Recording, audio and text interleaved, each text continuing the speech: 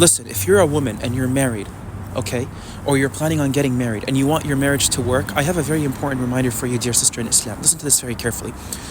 When your man tells you to do something, do it.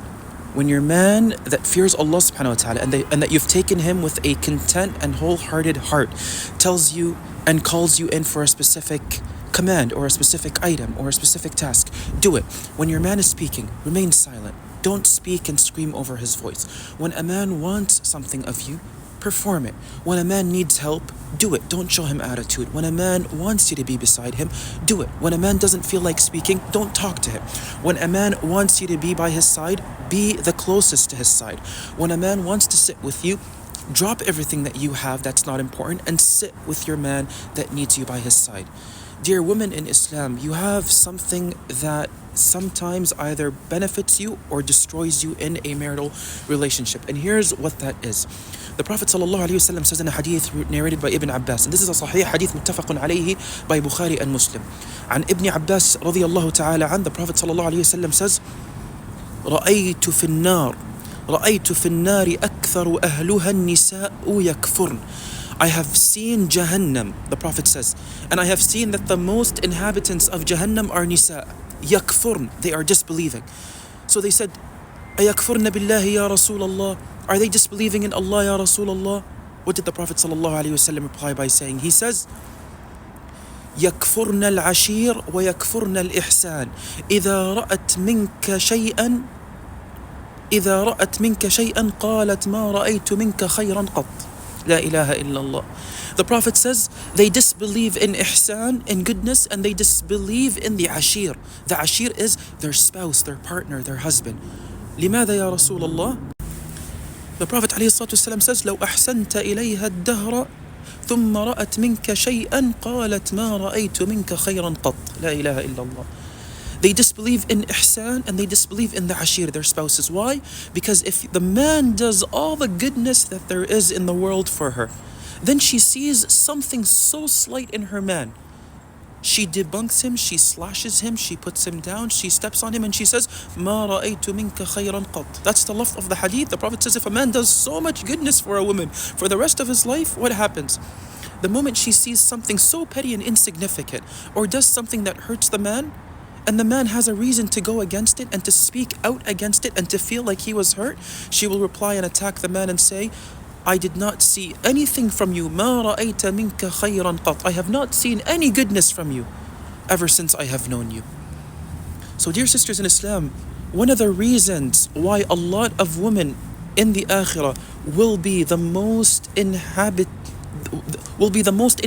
of Jahannam is because they disbelieve in goodness that is sincerely done to them by others, and most specifically in this example by their husbands. وَيَكْفُرْنَ الْعَشِيرَ. And they debunk and attack innocently their men that do goodness for them and they know it themselves.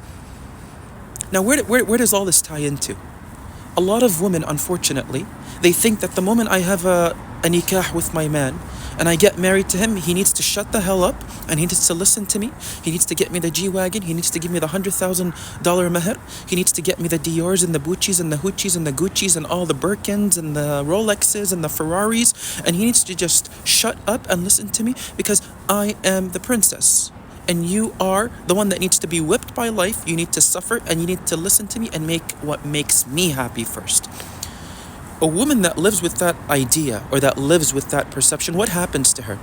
I'll tell you what happens to you as a woman. Your man begins to think differently about you. He loses respect for you, number one. Number two, he loses interest in you sexually. Number three, he denies himself and his time for you. Number four, he begins to spend more time outside with his friends, hence why he comes back home late. And you're like, oh, but why are you coming back home late? You know you're supposed to be back home by midnight. Oh, but sorry, I was out with my friends. The real reason why he was out with his friends, and that's point number four, is because he's sick and tired of you and he wants to vent and open up to people who are much more healthier in their minds than the attacks and the sabotages that you inflict upon him. And number five, what does that lead us to? It leads us to this idea that your man begins to think differently about you and he then begins to propose the idea of a second wife. So a lot of women that get flustered and pestered and they feel exterminated by this idea that there is no way on earth that you're supposed to get a second wife. I say every man has a right to get not one, but two, but three, but four, as Allah subhanahu wa ta'ala mandates. And it's not just, oh, because Allah has made it permissible, I'm supposed to get four. If a man doesn't find the full capacity in you and what you have signed in for in a nikah, then unfortunately he has the right to seek a second wife, because you're disrespecting your husband. You're disrespecting the rights that he's done for you. He's done all the goodness for you, yet you can't even do one good thing for him. You can't even be by his side. You can't even understand his position. And here's the other part, and I will conclude with this. A lot of women that end up doing their nikah, they think that the nikah contract is all about me. You cannot get a second wife. I'm going to write that down, which is actually haram, by the way, because a revelation, a qat'i revelation in the Quran cannot be subdued by a desirable replacement on a person's behalf. That's number one. Number two, she thinks that just because I am the princess and we are the amana, I don't have to listen to him. The marriage contract is all about me. Listen to this very carefully, dear women in Islam. Whether you're married or whether you're not married or thinking about getting married or on your way to getting your nikah done, the marriage contract is a guarantee of protection for you and your man, which means that you have a religious obligation in front of Allah Tabaraka wa Ta'ala to respect your man and to owe up to what he wants you to owe up to. And failure to do that gives the man every right to leave you, gives the man every right to call a divorce against you if he feels that you're not performing.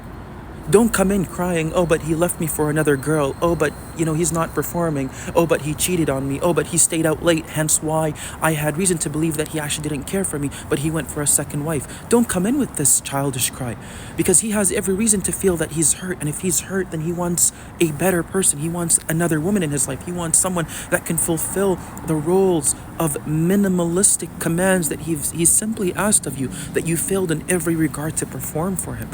And so, ikhwati, sisters and brothers, the marriage contract is not just about a woman, it's about you as well, dear brother in Islam. And I work in counseling. I've spoken to so many men that are so righteous, that are so perfect in their deen. Wallahi, there is no way on earth that you would think that these people are humans. They are like malaika. And I have real stories because I work in counseling, and subhanAllah, I hear stories of so many men being abused by their women. Why? Because the man does so much, but she's not willing to do the bare minimum. He comes back home, she's not there. The house is a mess. She doesn't tend to his needs. She doesn't respect him. She doesn't even owe up to her religious commandments.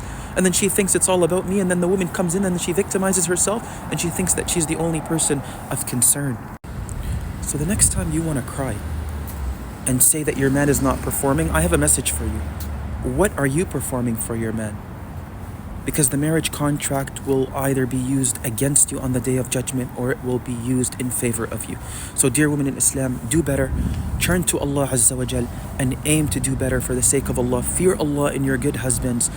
Give them what they deserve, and do not fail them one bit, because they are very good men. We have a lot of really good and sincere Muslim men out there that are married but are being abused by their women. May Allah subhanahu wa ta'ala guide us and have mercy upon us. Allahumma ameen. Ya Rabbil Alameen.